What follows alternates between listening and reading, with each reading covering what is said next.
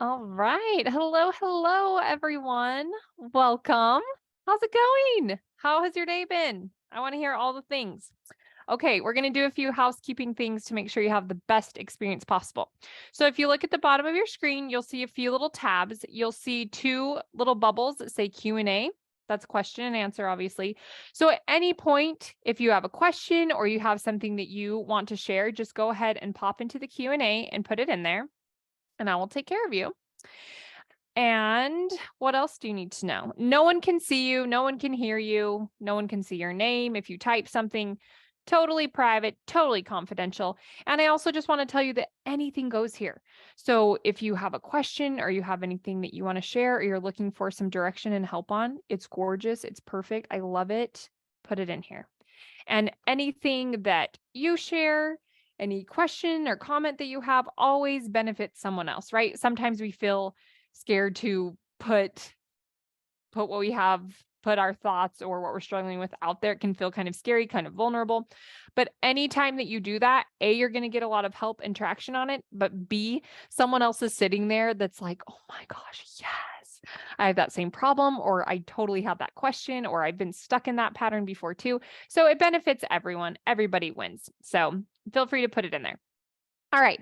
So my name is Heather Flake. I am a life coach, obviously, here with Life Coach University, and we work on a pay it forward platform. So what that means is the whole mission of Life Coach University is to get life coaching to millions more. We want everybody to be able to experience the power of coaching. And so these PIF talks are totally free, but we just ask as you participate, as you come to these talks, that you pay it forward in the world in whatever way that you see fit. And you will know exactly what that looks like and how to do that. So yeah, remember to pay it forward. And then there's a really fun spot. I think it's an email maybe that you send, but you can share with us how you have paid it forward. There's some fun testimonials on the website that you can go check out. All right. But without further ado, let's do this. Okay, so it's Valentine's Day. I love Valentine's Day. I've always loved Valentine's Day. And I think a lot of that goes back to just me growing up. My mom was she was like a very fun holiday person. Like she made a big deal out of Valentine's Day. So I've just always loved it. But also, I just feel like I've had like in high school and maybe even in college. I don't remember college as much, but like when you're in high school, you're just like, oh, does anyone notice me? Does my crush even know I exist? And you're pretty sure he doesn't or she doesn't. And I just had some amazing experiences in Valentine's Day with Valentine's Day. And so I've just always been a big fan. And now that I'm married and I have kids of my own, I love being able to celebrate love. I think it's such a fun holiday. So today I'm just going to be sharing a few ideas, a few thoughts, some tools with you on how you can drop resentment and create more connection, create a little more love in your marriage, in your relationships. So while I do this, like I said, if you have any questions or anything that you want to share, bring to the table, please do, because it benefits everyone else. Okay. So expectations. Sometimes, when I say sometimes, I mean always, we have expectations. We have expectations of our partner, and then we have expectations for ourselves, right? And so often those expectations are not met. And so then we feel really resentful. We feel mad. We feel upset. We make it mean really painful things about ourselves. So I want to speak to that for a minute. All right. Sometimes we have expectations that we don't even know we have, right? So maybe you expect your spouse to make you laugh, or maybe you expect your spouse to get you gifts on Valentine's Day. And then you have expectations within that expectation of what kind of gift it is and how much money should be spent or the way that it should be delivered to you, right? Like we could go on and on and on. There's so many expectations. But then, and so a lot of the times we don't even know what those expectations are. So I want to just invite you to recognize what your expectations are, because so often in our relationships, we have all these expectations and we're so focused on them and how they're not happening, how our expectations are not being met. And so then we find ourselves feeling a lot of resentment, and then we create a lot of disconnection in our relationship. So instead, there's an alternative. I want to invite you to examine your expectations. I want to invite you to get them out. In coaching school, they call this your manual.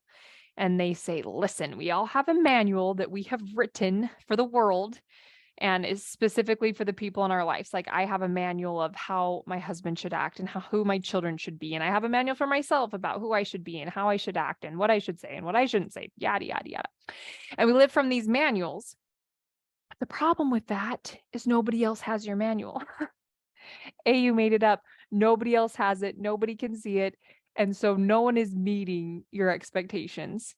And so then you're just left feeling really crappy because your manual isn't being met, right? And that just leaves you feeling really bad. So something that you can do is just get those expectations out so that then you can understand yourself. You can just be like, oh, no wonder I'm feeling bad. I'm feeling a lot of resentment because of these expectations, not necessarily because of my spouse. And then it just gives you so much more freedom in moving forward and deciding who you want to be. Okay. So the other thing, so that's just a little tiny tidbit I wanted to give you on that. The other thing I wanted to speak to is just this idea of love. And I want you to know that you yourself and literally every human being on the planet is always worthy of love, no matter the circumstances. Everybody is worthy of love. And love is an emotion we feel in our bodies, but it's created by sentences in our brain, right? So we may think that love comes from actions of another person, right? If someone's really kind to me and if they bring me gifts and if they compliment me and they are really helpful to me, we think that's what makes us feel love. But in reality, it's our thoughts about that person's actions that allow us to feel love.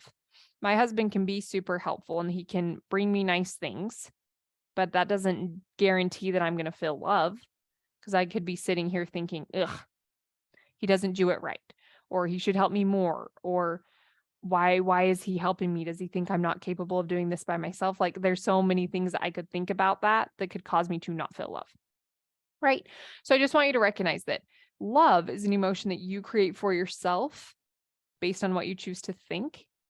And if someone is feeling hard for you to love, if it's feeling difficult or even kind of unavailable right now for you to feel love for your spouse, I want to offer that it has nothing to do with them. The only reason it's feeling hard right now to love your spouse is because of a sentence in your brain. That's it. And I think that's the most amazing news ever because we can fix that. We can't fix and we don't need to fix spouse. We can't change them. We can't control them. It's just not something that we're able to do. We don't have that power, that ability, and we really don't want that. But what we can change, what we can control is our perception and our narrative and our story and our thoughts about this person. So again, the only reason it ever feels hard or unavailable to you to love someone, it's not because of them, but it's because of your thoughts about them. Okay. So you might hear this and think, yeah, that's all good and fine and well, but not really buying it. So let me tell you something you can do. You can just sit down and put the person's name on top of a paper, whoever it is that's feeling difficult for you to love. Write their name on the top of the page and then just start going. Start listing thoughts. What are your thoughts about this person? Get them all out. No filter, no judgment. Everything goes. Everything's allowed. It's totally fine. No one's going to see it, right? This is just for you. List all of your thoughts out, and then you will totally see what I'm talking about. Okay? It's so hard to love someone when you think they're not good enough. It's really hard to love someone when you think they should be different than the way that they are. Okay. And love is always going to feel out of reach because they're not acting how you want them to act. So when you get all of your thoughts out, all of a sudden it makes more sense and you're totally able to see what's happening, right? And why you're feeling that way. So, and that's the other thing. Once you get your thoughts out, sometimes it's tempting for people to feel shame or to feel embarrassed or to want to beat up on themselves. Like, oh my gosh, I can't believe me. I can't believe that I'm thinking that. But that's not helpful. That's just going to cause you to spin in more negative emotion. So instead, I always tell my clients, I'm like, no, just embrace yourself and understanding. It's just like, oh, this makes so much more sense. No wonder I'm feeling so bad. And this is the best news ever. I'm not feeling bad because of him. I'm feeling bad because of what I'm thinking about him. Even just that little switch in my brain, since I've learned this is so helpful to me, Whenever I'm feeling super ticked or super sad or whatever it is, I'm just like, hey, I just remind myself, hey, you're not mad because of this. You're just totally mad because of what you're thinking about it. And it's fine. You can stay here as long as you want to stay here. Because sometimes people think, so then I really should never feel mad. If I'm in charge of it, then I should never feel mad. But I'm like, do you really never want to feel mad? There's things that happen that I want to feel mad about, but I'm just clear with myself on my thoughts. And that is really empowering for me. Okay. So just remember that. And love, you choosing to love someone, even someone that is difficult, or maybe someone that has hurt you in the past or has broken your trust or whatever it might be, you choosing to love this person is going to feel amazing and benefit you so much. Because anytime you decide to feel love, guess who feels love? You. You can't guarantee that the other person is going to feel it, right? Like we can't make anyone feel love. But when you decide to feel love for another person, you are going to feel that love, and that's going to feel amazing for you. And when you feel an emotion, you take action, right? Our emotions dictate what we do. So if I feel love, then I'm going to take all kinds of action that is going to feel amazing for me. All right. So a few little questions I just like to throw in with that is, if you're having a hard time feeling love, or if you're not feeling it, I want to ask you, why are you saying no? Why are you saying no to love? I ask myself this sometimes because sometimes I do this. I literally do. I'm just like, no. And I can notice my thoughts and the thinking, but I'm like, it's just like we are human. We have human brains. This is what our brains do. They're trying to protect us and keep us small. But you always just have, I think that's a helpful question to ask sometimes. Why am I saying no to this? My baby's just crying in the other room. Mommy. He's fine. My husband's here. It's just kind of like distracting. Okay. Now let's shift a little bit and let's talk about how you can show love to yourself. So maybe today, I know especially with Valentine's Day, this happens. A lot of us have expectations for what we want for Valentine's Day, but we never express that to our partner. And we also never even get really clear on them for ourselves. And then we just decide to be really disappointed and mad and decide to believe that our partner doesn't care about us and they're out of touch and they're out of tune. But we don't actually know fully what we expect, and we never expressed it. So it's just kind of like, well, like this actually makes sense then that it happened the way that it happened. But in a perfect world, let's say, even if you're very clear about what you expect and why, and then you tell your spouse, hey, this is what I want, this is what I would like you to do. And then let's say they don't do it. I want you to know that it's okay. That, yeah, you're probably going to feel some anger, some sadness. You're going to feel some emotion, and that's totally fine. You don't need to change it. You don't need to feel differently. You can just actually feel it. You can embrace that and you can feel it. But then you can just decide, like, hey, so how can I show love to myself? How can I meet these expectations, these things that I really do want for me? Because you don't want a dozen roses. You don't really want a package of chocolate turtles. What you want is to feel loved. What you want is to feel confident. What you want is to feel beautiful. What you want is to feel needed and adored and loved and thought of, right? We're always just chasing a feeling. So you can just back it up a little bit and be like, okay, really, I just want to feel loved. I want to feel amazing. I want to feel cared for. And then you just ask yourself, so how can I show that to myself? I'm reading Michelle Obama's newest book, The Light We Carry. Highly recommend. Super fantastic. But in one of the chapters, she shares how one of her girlfriend's husbands has this practice where he wakes up every morning and he looks at himself in the mirror and he says, "Hey, buddy." Obviously, I'm just reading it. Like I can't hear it, but I can hear it in my mind and according to the way it's written. But he greets himself like that every day of the world. And I just love that so much. And that's something that I've started doing. It's not, hey, buddy, but I just very intentionally every morning when I wake up after I go pee, I look at myself intentionally. I'm just like, hi, Heath, good morning. Just greet yourself, because it's this really simple thing that you can do to show yourself like, hey, I see you. I love you. I think you're cool. It just reminds you that you have a relationship with yourself, and it reminds you that you do deserve love. You do deserve attention. And it's a really simple way you can do to just show an increased love for yourself. All right. So, my friends, in a nutshell, I want you to remember that the only thing keeping you from loving yourself or your partner or anyone for that matter is just a sentence in your brain.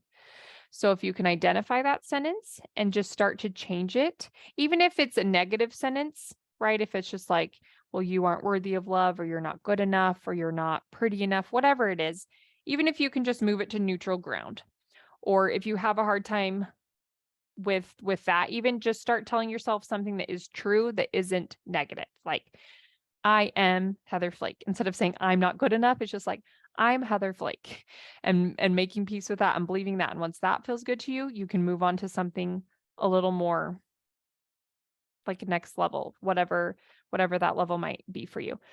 But just recognize too that like you can always choose love. It's always available to you because it's an emotion that you create for yourself with your brain. And you can choose love by first just recognizing that love is a choice that's available to you. Sometimes we don't want to believe that or accept that. We want to believe that it's outside of our control and it's something that just happens to us or it doesn't happen to us. That's very disempowering. So instead, you can just recognize and remember, hey, love is a choice. You can choose it. Step 2, just identify your blockers, aka your sentences. What are the sentences that you think that are depriving you of that love? Step 3, just accept who you are right now. Accept how you feel right now with a follow-up, a commitment, and a decision that, hey, I want to feel more love. So I'm going to actively work on that. Because you deciding, just making a decision and a choice to actively feel more love for a person outside of yourself or yourself is going to make that process way more possible. And you're going to figure out how it works for you, right? Like I do have some steps that I think are pretty basic and universal, but within those steps, you are going to find a rhythm and you are going to find what resonates with you and how you do it and what slaps for you, you know? So all of you are worthy of love. There's never a shortage of love. There's just a shortage of her ability to feel love because we think things that block us from love. But what if you just decided to let down your guard and receive more love? What if in 2023, you just make this the year that you feel so much love for yourself and for everyone around you? Your life would change so much. And I just want you to know that I can help you to do that. It's not something that you need to do by yourself. It's not something that you just need to willpower through. There's literal tools and just information that can give you that ability to do it. But just want you to know that I love you. You are worthy of love, and don't beat yourself up if you're not feeling it right now. Just try to identify that sentence in your brain that's the cause of it. And then once you have that sentence, just start to recognize like, hey, this makes me feel really bad. So what else could I believe instead that might get me a little bit closer to love? All right. All right, my friends. Thanks so much for joining me tonight. It's been so lovely being with you. And be sure you check out lifecoachuniversity.com for more PIF Talks. They're always going on all different times and days. It's fantastic. Lots of amazing content. So be sure to come back and take advantage of all the amazing content here. All right, y'all. Have an amazing rest of your Valentine's night, and we'll see you next time. Take care.